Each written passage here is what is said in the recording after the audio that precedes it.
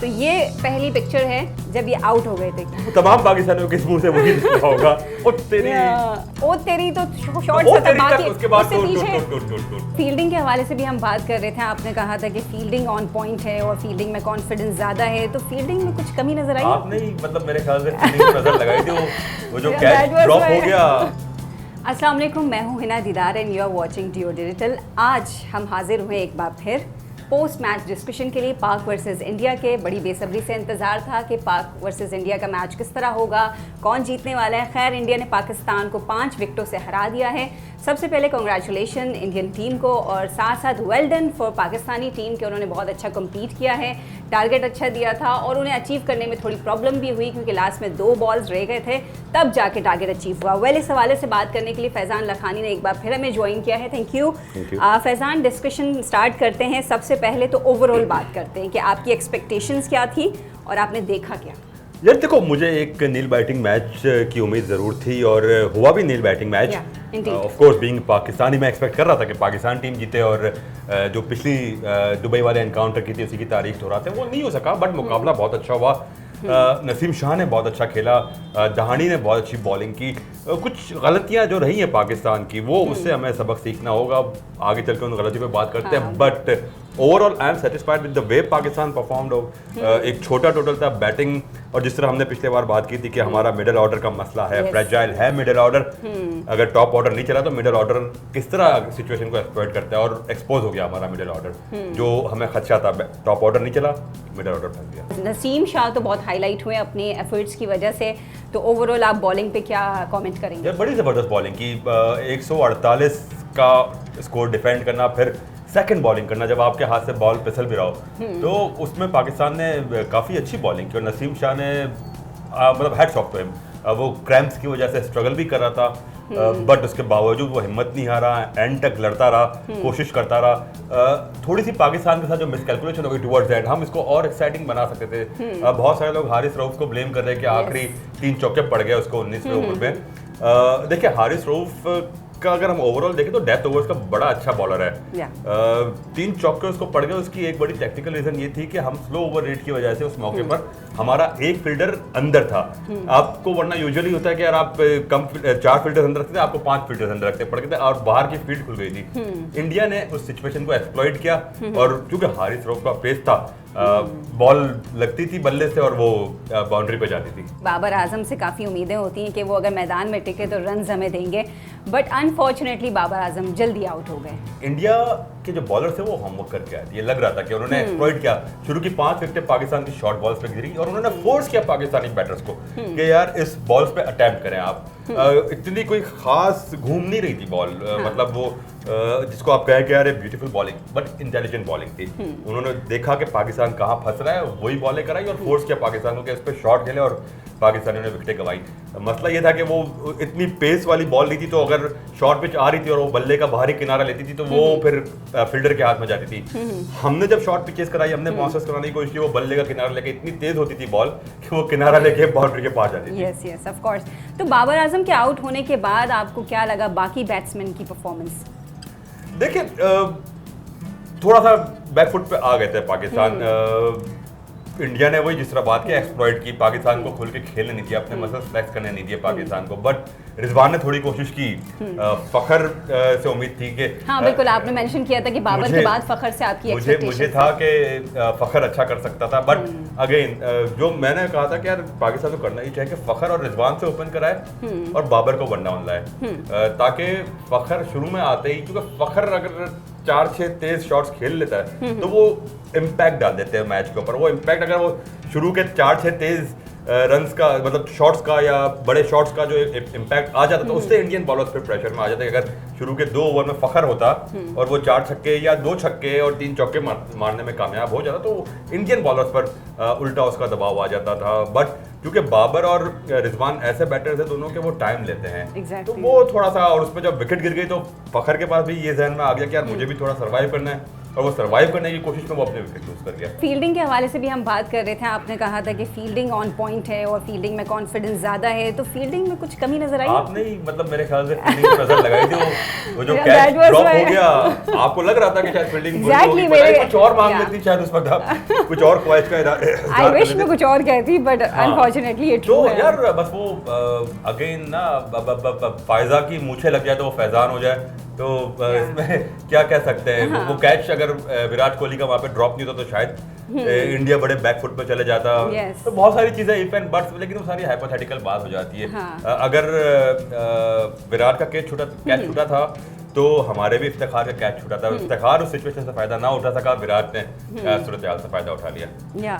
तो आप क्या समझते, कौन सा ऐसा मैच का पॉइंट था जहाँ जाके लाइक ऑडियंस ने फील किया कि अब मैच लाइक जो कंपटीशन है हमारे हाथ से जाता है? यार 19वां ओवर पाकिस्तान की बॉलिंग का जो 3 चौके टुवर्ड्स चौथी पांचवी छठी गेंद पे जो पड़ गए हारिस रऊफ को, उसमें एक चौका तो ये कह लें कि थोड़ी सी हमारी केयरलेस फील्डिंग की वजह से पड़ गया, वरना वो चौका होना नहीं चाहिए था वहाँ पे। 2 शॉट्स काफी अच्छी थी। मतलब हारिस रऊफ जब उनको क्रैम्प्स के इशू हुए, दैट मींस वो पॉइंट था जहां हमने वाइड पे आप देखें ना, हारिस रऊफ को क्रैम्प्स के इशू हो रहे थे, नसीम शाह को हो रहे थे, रिजवान को हो रहे थे। फिटनेस इश्यूज काफी हमें नजर आए, क्यों ये बड़ा सवालिया निशान है। हैरान को नहीं कि ये अचानक टीम प्लेयर्स हमारे टीम हो गया। इस पे सवाल उठता है कि पाकिस्तान टीम का जो ट्रेनर और फिजियो है वो क्या कर रहे हैं, और उस पे Mohammad Rizwan, Haris Rauf, Naseem Shah all were unfit. I mean cramps पड़ रहे हैं ना, और I mean if you are not fit enough, जब भी आपको क्रैम्प्स पड़ रहे हैं तो ये चीज देखनी पड़ेगी, पाकिस्तान क्रिकेट बोर्ड को देखनी पड़ेगी और सवाल करना पड़ेगा, अकाउंटेबल करना पड़ेगा अपने ट्रेनिंग स्टाफ को और जो उनके फिजियो हैं उनको कि भाई क्यों हो रहा है। तो नसीम शाह की परफॉर्मेंस से लोग ज़्यादा खुश नज़र आ रहे हैं, वो तारीफ़ें समेटने में कामयाब हुए हैं। तो कुछ ट्विटर्स पे जो ट्वीट्स हो रही हैं वो मैं पढ़ती हूँ और आप भी सुने, आप भी इस पे अपने पॉइंट ऑफ व्यू दे सकते हैं। नसीम शाह, दिल जीत लिया तुमने पूरे पाकिस्तान का, #India versus Pakistan. Okay, next जो है वजाहत काज़मी कहते हैं, honestly couldn't have imagined this match ending in the last over, kudos to Naseem Shah and Mohammad Nawaz for bringing the match this close.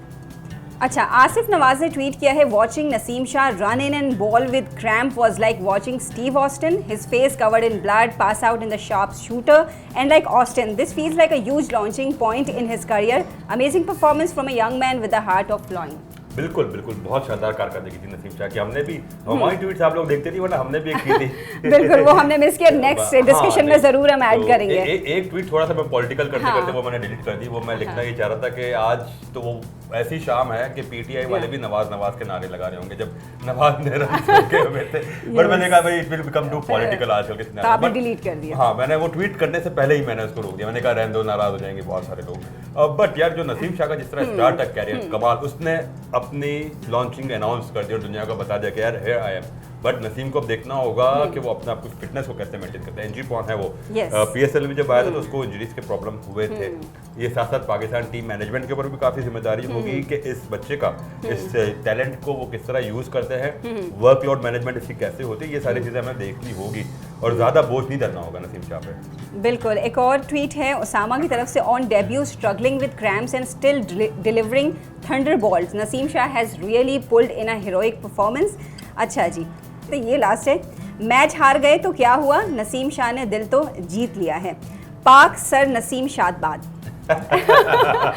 तो भाई लोग बहुत खुश हैं कि हम ये तो कहते जब ये कि कल दुबई में बाद नसीम चल पड़ी थी, तो ये था मैच का रिजल्ट अगर पाकिस्तान के हक में होता तो और ज्यादा मजा आता। नेवरदलेस बट परफॉर्मेंस बहुत अच्छी रही पाकिस्तान की। अच्छा, शॉर्ट बॉल्स नहीं खेल पा रहे थे, क्या आपको इसमें लगा कि क्या प्रैक्टिस की कमी थी शॉर्ट बॉल्स में? एक्सपेक्ट नहीं कर रहे थे पाकिस्तानी, एक्सपेक्ट नहीं कर रहे थे कि इंडियंस इस तरह शॉर्ट बॉल्स करा कराएंगे। और फिर क्योंकि जब वो इतनी पेस के साथ नहीं आ रही थी तो वो खेलने में दुश्वारियां हुई और वो ऐसी पोजीशन पे शॉर्ट बॉल्स कराई जहां पाकिस्तानी बैटर्स वर फोर्स कि उसको अटेम्प्ट करें। वो इस पेस पर आ रही थी कि कहीं ना कहीं वो आउट ही हो गए। वो या टारगेट 147 का दिया गया, क्या यही टारगेट 148 का टारगेट दिया, क्या यही होना चाहिए था या कुछ और अगर होता तो? वी वर आई बिलीव जिस तरह पाकिस्तान ने बॉलिंग की, वी वर 12-15 रन शॉट।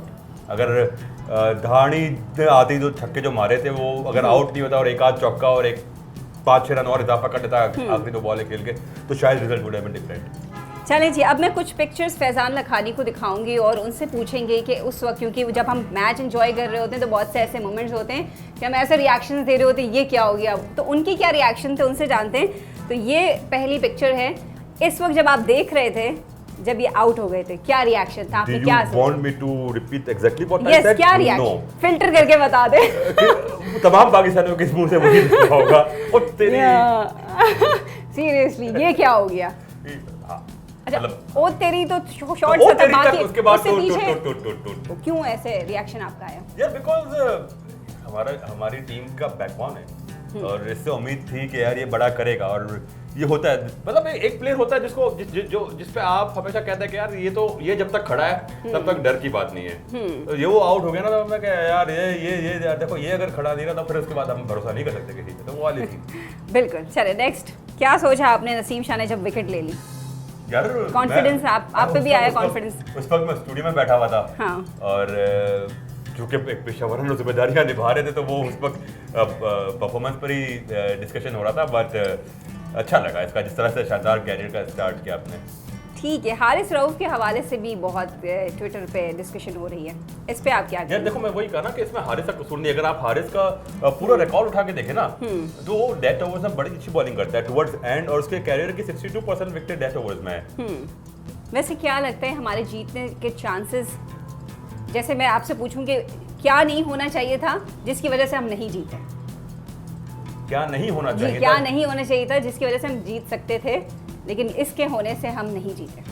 यार आखिरी बॉल पे जो छक्का पड़ा वो नहीं पड़ना चाहिए था। जब आप विराट का कैच पकड़ लेते तो उस वक्त इंडिया बैकफुट पे आ जाता, वो मिसफील्ड ना होती, वो चौका नहीं तो शायद वो एक कॉन्फिडेंस वाला मोमेंटम नहीं बन पाता। बहुत सारी ऐसी चीजें हैं जिसपे आप कह सकते हैं कि ये नहीं होता तो वो हो जाता।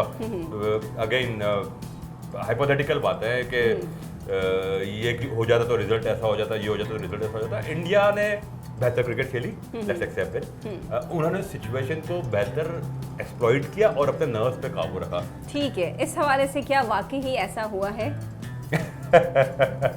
हुआ है यार देखिए, आप इंडियन सपोर्टर्स बोल रहे हैं कि वन साइडेड हो गया था। जब देख रहे हो और जो कैमरामैन जो थे वो जो पब्लिक के शॉट्स दिखा रहा था या इंडियन ड्रेसिंग रूम के शॉट्स दिखा रहा था, और वो जो एक नसीम शाह की बॉल पे जो एक एलबीडब्ल्यू रिवर्स हुआ एम्पायर का डिसीजन, क्योंकि वो थोड़ा सा ऑफ पिच ऑफ लाइन था, तो उसके ऊपर जो आप विराट कोहली के एक्सप्रेशन देखते आप, उससे लग रहा था कि यार वो भी घबरा हुए तो थे यार कि यार ये क्या हो गया।